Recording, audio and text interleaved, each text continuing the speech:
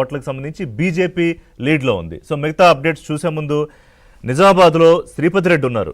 Sripati Reddy, Nizamabad out of 7 corporations మొదటి నుంచి కొంత ఇంట్రెస్టింగ్గా దేనికదే ప్రత్యేకత ఉన్నా కూడా ఇక్కడ కొంత బీఆర్ఎస్ ఎక్కడ కనిపించట్లేదు. కాంగ్రెస్ వర్సెస్ బీజేపీ మధ్య మొదటి నుంచి ప్రధానమైన పొలిటికల్ పోరు. ఒకటి నిజామాబాద్, అక్కడ ఎంపీగా ధరంపూర్ అరవింద్ ఉండడము, అలాగే పీసీసీ చీఫ్ మహేష్ గౌడ్ ప్రాతినిధ్యం వహిస్తున్న జిల్లా కావడము, ఇంకా ఏ అంశాలు ఎంఐఎం కీలకంగా అక్కడ ఉండడము, ఈ అంశాలన్నిటి ప్రాతిపదికన చూస్తే నిజామాబాద్ ఎట్లా ఉండబోతోంది? ఎస్ రషి, నిజామాబాద్ కార్పొరేషన్లో ఒక బిగ్ ఫైట్ జరిగిందని చెప్పుకోవచ్చు. ప్రధానంగా నిజామాబాద్ కార్పొరేషన్తో పాటు 7 మున్సిపాలిటీల్లో ఈరోజు కౌంటింగ్ జరుగుతోంది. కొద్దిసేపటి క్రితమే కౌంటింగ్ ప్రక్రియ కూడా మొదలైంది. పోస్టల్ బ్యాలెట్ ఓట్ల లెక్కింపు కూడా పూర్తయింది.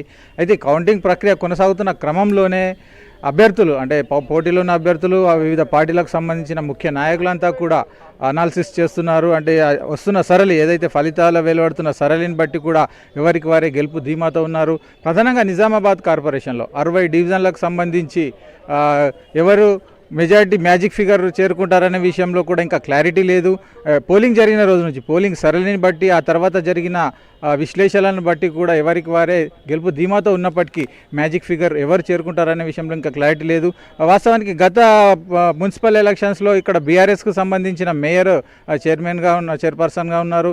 అప్పట్లో గత ఎన్నికల్లో 60 డివిజన్లలో ఎక్కువ స్థానాలు బీజేపీ సాధించింది. 28 డివిజన్లలో బీజేపీ అభ్యర్థులు గెలుపొంది అప్పుడు అతిపెద్ద పార్టీగా అవతరించారు. కానీ మేయర్ పీఠాన్ని మాత్రం దక్కించుకోలేకపోయారు. బీఆర్ఎస్ ఎంఐఎం కలిసి ఇక్కడ మేయర్గా, డిప్యూటీ మేయర్గా స్థానాలు కైవసం చేసుకున్నారు.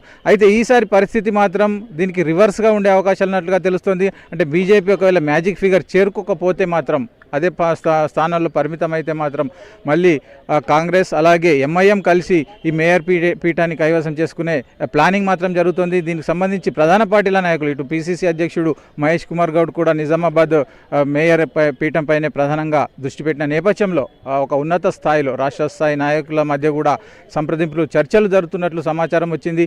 ఒకవేళ కాంగ్రెస్ కూడా మెజారిటీ రాకపోతే ఎంఐఎం సపోర్ట్తో ఇటు మేయర్ కాంగ్రెస్ తీసుకొని డిప్యూటీ మేయర్ను ఎంఐఎంకి ఇచ్చే ఒప్పందాలు కూడా జరిగినట్టు తెలుస్తుంది. ఏదైతే గత ఎన్నికల్లో, గత పాలక వర్గంలో బీఆర్ఎస్తో కలిసిన ఎంఐఎం ఈసారి కాంగ్రెస్తో టైఅప్ అయ్యి ఈ 2 స్థానాలను ఇరువురు పంచుకునే దిశగా ప్రస్తుతం కార్యాచరణ జరుగుతున్నట్లు మనకు సమాచారం వచ్చింది.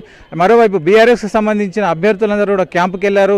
నిన్న రాత్రే బీఆర్ఎస్కు స్థానిక మాజీ ఎమ్మెల్యే బిగాలే గణేష్ గుప్తా ఆధ్వర్యంలో బీఆర్ఎస్ అభ్యర్థులందరినీ కూడా హైదరాబాద్ శివర్లలోని ఒక రహస్య స్థావరంలో ఉంచారు. అంటే వీరందరూ క్యాంపులో ఉండడం ప్రధాన కారణం ఏంటంటే, కొన్ని స్థానాలు బీఆర్ఎస్ ఏదైతే ఎక్స్పెక్ట్ చేస్తుందో ఆ స్థానాలు వస్తే మేయర్గా అవసరమయ్యే వారికి మాత్రం సపోర్ట్ అవసరమవుతుంది. అంటే మేయర్ పీఠాన్ని ఆశిస్తున్న వారికి బీఆర్ఎస్ కార్పొరేటర్ల మద్దతు అవసరమవుతుందనే ఒక నేపథ్యంలో వారిని క్యాంపుకు తరలించారు. ఒకవేళ కాంగ్రెస్ కావచ్చు లేదంటే బీజేపీ కావచ్చు పూర్తి స్థాయి మెజారిటీ రాని పక్షంలో బీఆర్ఎస్ నిర్ణయించే పాత్రనే కీలకంగా మారబోతోంది. అంటే బీఆర్ఎస్ ఎవరికి మద్దతు, ఒకవేళ బీజేపీ సపోర్ట్ ఆశించి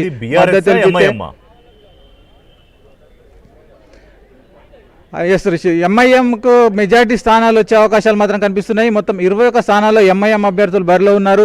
వారు అంచనా ప్రకారం 15 నుంచి 16 స్థానాలు వస్తాయని ఒక ఎక్స్పెక్టేషన్లో ఉన్నారు. అవే వస్తే కనుక ఇప్పుడు మెజారిటీ రాని కాంగ్రెస్ పార్టీ కావచ్చు లేదంటే బీఆర్ఎస్ కావచ్చు, వాళ్ళు ఇచ్చే సపోర్ట్ కూడా కీలకం కాబోతుంది. అయితే ఈ దశలోనే అంటే కాంగ్రెస్కు ఎంఐఎం సపోర్ట్ ఇస్తే కనుక కింగ్ మేకర్ అండ్ కింగ్ కూడా ఎంఐఎం అవుతుందనే చెప్పుకోవచ్చు. ఒకవేళ మేయర్, డిప్యూటీ మేయర్ పోస్ట్ అయితే కన్ఫర్మ్గా సపోర్ట్ చేస్తే మాత్రం ఎంఐఎంకి డిప్యూటీ మేయర్ పోస్ట్ ఇచ్చే ఒప్పందం మాత్రం జరిగింది. ఒకవేళ ఈ 2 కాకుండా బీజేపీ ఆశించినట్టుగానే మెజార్టీ స్థానాలు వచ్చి వాళ్ళకే ఫుల్ మెజార్టీ దొరికితే కనుక బీజేపీ మేయర్ పీఠం కైవసం చేసుకోవడం అనేది కన్ఫర్మ్గా తెలిసిపోతుంది. అదే కాకుండా బీజేపీకి అదనంగా ఇక్కడ ఎక్స్ అఫిషియో మెంబర్స్ సపోర్ట్ ఉంది. అంటే స్థానిక ఎంపీ ధర్మపురి అరవింద్ ఉన్నారు, అలాగే నిజామాబాద్ అర్బన్ ఎమ్మెల్యే ధన్పాల్ సూర్యనారాయణ గుప్తా ఉన్నారు, మరో ఆర్మూర్ ఎమ్మెల్యే రాకేష్ రెడ్డి ఉన్నారు. అయితే ఆర్మూర్ ఎమ్మెల్యే ఒకవేళ ఆర్మూర్ మున్సిపాలిటీకి తన సభ్యత్వం ఇస్తే కనుక నిజామాబాద్లో ఈ 2 ఎక్స్ అఫిషియో ప్లస్ అలాగే మరో 2 ఎమ్మెల్సీ స్థానాలు కూడా సపోర్ట్గా ఉండే అవకాశం ఉంది. ఈ ఎక్స్ అఫిషియో మెంబర్స్ కలిపితే కనుక బీజేపీకి అవుట్ రైట్గా మేయర్ అండ్ డిప్యూటీ మేయర్ పీఠం కూడా కైవసం చేసుకునే పరిస్థితి మాత్రం కనిపిస్తుంది. ఒకవేళ ఇందులో ఏమైనా తేడా వచ్చి గత ఎన్నికల మాదిరిగా పూర్తి స్థాయి మెజారిటీ రాకపోతే మాత్రం కాంగ్రెస్కు ఎంఐఎం సపోర్ట్ ఇచ్చేయడానికి సిద్ధంగా ఉంది. ఈ నేపథ్యంలోనే ఈ ఎంఐఎం అండ్ కాంగ్రెస్ కలిపి కూడా మేయర్ పీఠాన్ని కైవసం చేసుకునే అవకాశం ఉంది. ఇలాంటి పరిస్థితి ఇటు ఆర్మూర్లోను కామారెడ్డిలోనూ కనిపిస్తుంది. అక్కడ కూడా బీజేపీ ఎమ్మెల్యేలు ఉన్నారు. కామారెడ్డిలో రమణారెడ్డి బీజేపీ ఎమ్మెల్యేగా ఉన్నాడు. అక్కడ కూడా కామారెడ్డిలో కూడా బీజేపీకి మంచి ప్రభావం ఉంది. అంటే గత ఫలితాల్లో కూడా మొత్తం 39 డివిజన్లలో 10 నుంచి 12 స్థానాలు గతంలో బీజేపీకి వచ్చాయి. ఈసారి మాత్రం ఆ మ్యాజిక్ ఫిగర్ రీచ్ అయ్యే అవకాశాలు ఉన్నాయా లేవనే విషయంలో కూడా ఇంకా ఉత్కంఠ నెలకొంది. కామారెడ్డిలో కాంగ్రెస్ నుంచి ప్రభుత్వ సలహాదారు షబీర్ అలీ మంచి గ్రౌండ్ వర్క్ చేశారు. అంటే అభ్యర్థుల ఎంపిక మొదలు ఎన్నికల ప్రచారం వరకు కూడా షబీర్ అలీ నేతృత్వంలోనే కామారెడ్డి మున్సిపాలిటీలో గ్రౌండ్ వర్క్ జరిగింది. ఎన్నికల ప్రక్రియ కూడా జరిగింది. ఈ నేపథ్యంలో కాంగ్రెస్ మెజారిటీ కూడా ఆశిస్తుంది. ఒకవేళ కామారెడ్డి మేయర్ చైర్మన్ రేసులో ఉన్న అభ్యర్థులు కూడా ఒకవేళ కాంగ్రెస్కు ఫుల్ మెజారిటీ వస్తే రాని పక్షంలో